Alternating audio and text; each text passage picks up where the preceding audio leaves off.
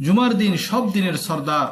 আল্লাহ এই দিনে আদম আলাইহিস সালাতু ওয়াস সালামকে সৃষ্টি করেছেন, এই দিনে তাকে দুনিয়ায় পাঠিয়েছেন, এই দিনে আল্লাহ তাআলা তাকে মৃত্যুদান করেছেন এবং কিয়ামত এই দিনেই সংগঠিত হবে।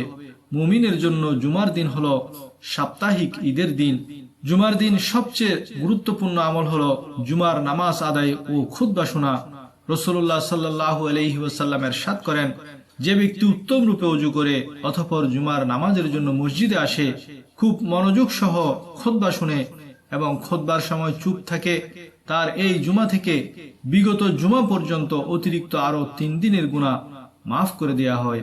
হযরত আলী রাদিয়াল্লাহু তাআলা আনহু থেকে বর্ণিত, রাসূল সাল্লাল্লাহু আলাইহি ওয়াসাল্লাম ইরশাদ করেন, যে ব্যক্তি জুমার দিন সূরা কাহাফ তেলাওয়াত করবে সে 8 দিন পর্যন্ত সকল প্রকার ফিতনা থেকে নিরাপদ থাকবে।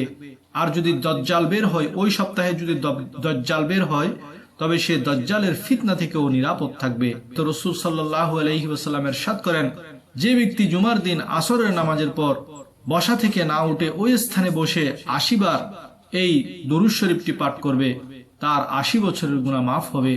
80 বছর নফল ইবাদত করার সওয়াব তার আমলনামায় লেখা হবে।